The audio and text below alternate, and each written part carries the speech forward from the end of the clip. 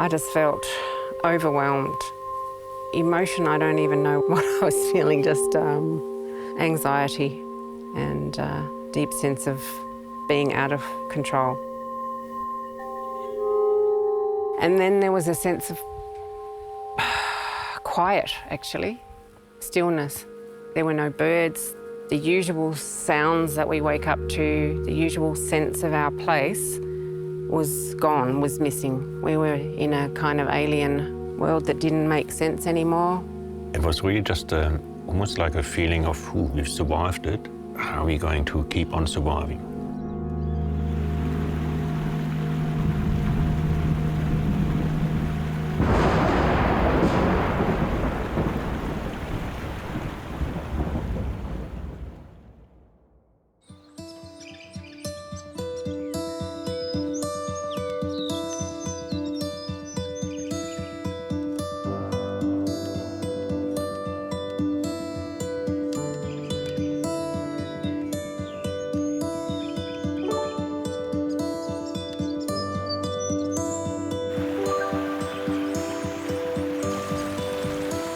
We bought the property after the bushfires 5 years ago, and there was a few reasons for choosing to buy it at the time.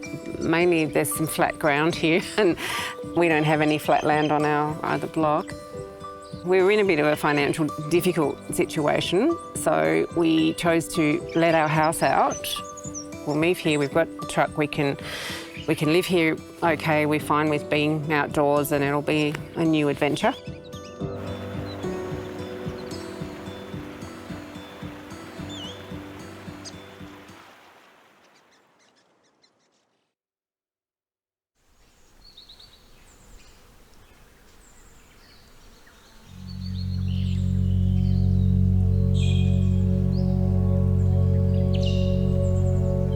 We knew the weather was going to be rain.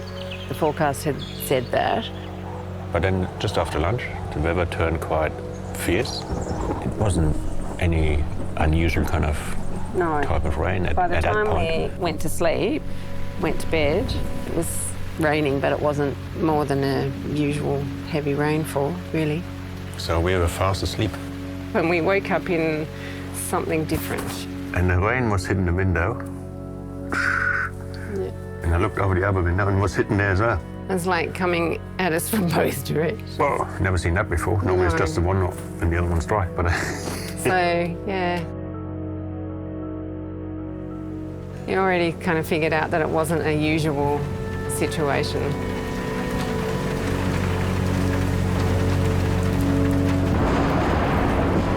I don't remember ever being in a thunderstorm that intense in Tasmania. We could see stuff going past, black things, boulders and logs, and you're trying to work out what the noises are that are so unfamiliar.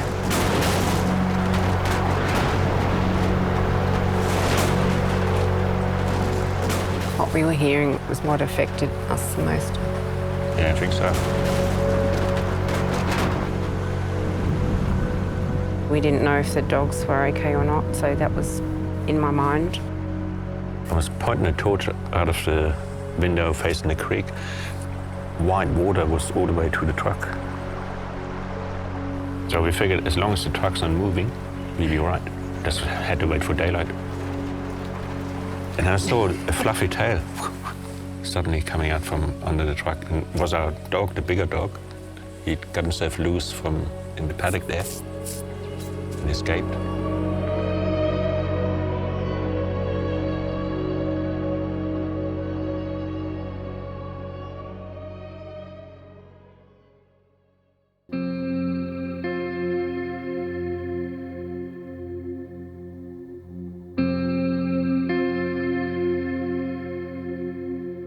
By the morning, there was still a lot of water and there was still moving water, but it had subsided enough that we could see where the ground was and we could see we could step out. And then we just spent the day wandering about. Yeah, so this,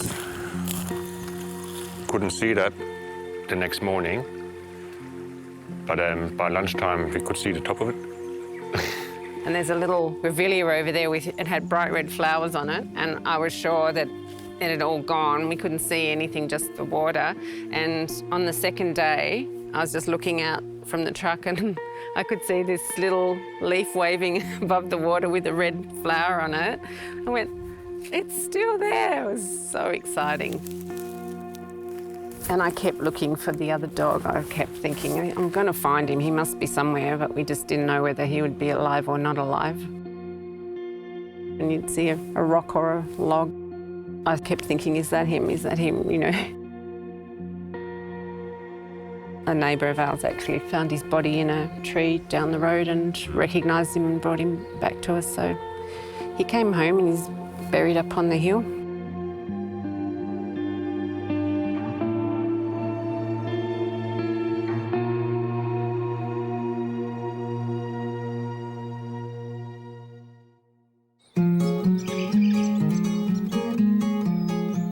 We've got these really nice campsites here and it's beautiful in the summertime. We've got a lovely swimming hole. There's lots of tracks for people to walk around and it's really quiet, just a beautiful spot for people to come. And we had family and friends visiting and always saying, well, you should have a campground here. So we thought, yeah, okay, we'll do that.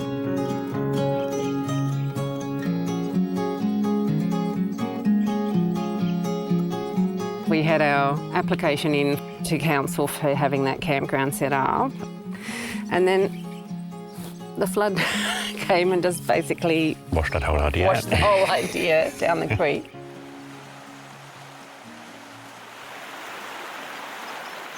Our current intended source of income had washed away, but Yep. we still have our land and we still have each other and we still have a future, I think. The wealth that we have is not in being able to go out and buy a replacement car or a new fridge or whatever. It's more about that we live in an environment that we love being in. We're still here. We're still trying to make it work. Don't think it'll ever be exactly the same again. It can't be really. No, can it? no. Even where the river flows is different now to where it used to be. It's a different place that we're in, a different space. Is there anything you would have done differently, or you wish you could have done that you didn't? Maybe make sure that the dogs were somewhere safe before we went to bed. So that's a regret. I didn't know that it was going to be as extreme as it was. Nobody expected it to be. You have to learn to accept what nature throws at you and work out how to keep fitting in with that. We don't want to be anywhere else. So we just have to learn to love it in a different way, I guess. In the scheme of things, the flood was here and gone within a week, but the life ramifications and the aftermath of it will go on for as long as we're probably here, I think. Yeah, I think so.